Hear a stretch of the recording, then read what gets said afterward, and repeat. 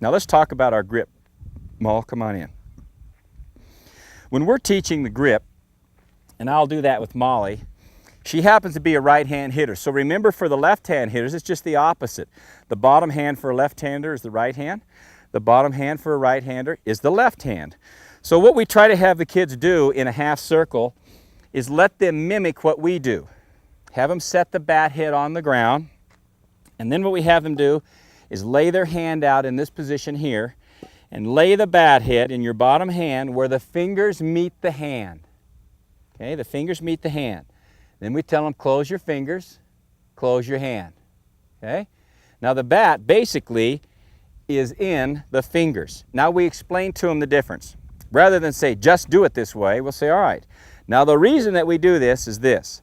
If I were to have you go to a chalkboard, Maul, and take a large piece of chalk and put it in your hand like this, and write your name on the chalkboard, would you have as much dexterity and pinpoint control as if you put it in your fingers? And you would all understand that yes, you have a lot more control of that chalk in your fingers than you do in your hand and writing with your arm. So then I explain simply that that's the reason that we put the bat in our fingers. We have more control of the bat if it's in our fingers rather than back in our hand. Okay, so we place the bat where the fingers connect to the hand, close the fingers, close the hand. Okay? So if you were to open it now, open it up to the camera here, Maul. See where it's at? It's out towards the fingers and not back here in the hand. So now that we've established the bottom hand, we raise the bat up. Okay? Now again, you'll have some coaches that say there is only one grip. What we try to do is to show varied grips so the kids can find one that feels comfortable for them. So we basically teach 3 separate grips. The first grip that we teach is going to do the same thing. It's going to put the bat where the fingers meet the hand, close the fingers, close the hand. And we call this line up the middle knuckles. Okay, now there's different opinions about this grip, but I'm not going to force those on the kids because they may feel really comfortable with this grip. Okay? That's grip number 1.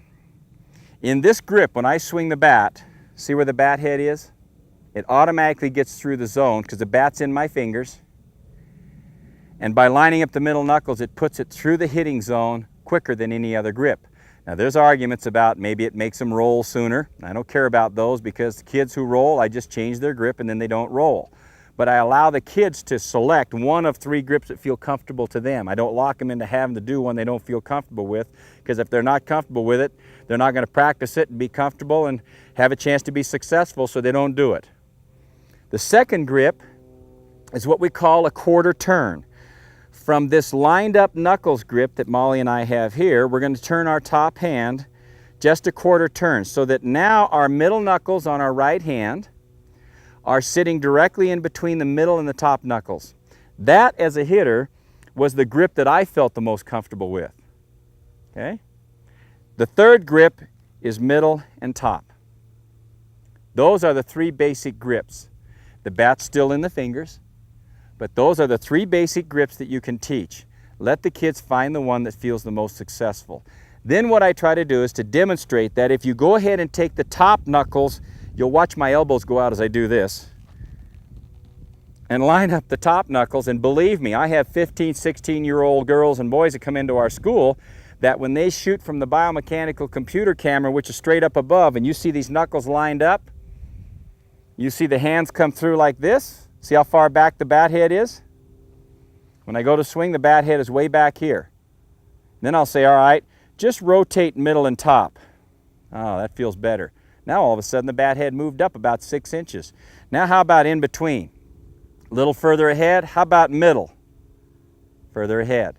So it's a matter of just in a normal swing getting your bat head through the zone versus only because of the grip not getting the bat head through the zone. And I'll have kids come in and I'll watch them get ready to hit with those top knuckles lined up, and all I'll say is, by the way, do you hit a lot of balls foul down the right field line or to right field a lot? Yeah. Well, no wonder. Because of your grip. We'll change the grip sometimes, and all of a sudden when they select one of the other grips, they're now hitting balls from shortstop to second base, which is where we tell them they need to hit. Shortstop to second, right center to left center is where they need to generate their swing. And just by changing the grip, it changed their whole swing. The swing was fine, but the grip was incorrect. So in selection of bat, you have to have a bat that you can get through the zone. Not too heavy a bat.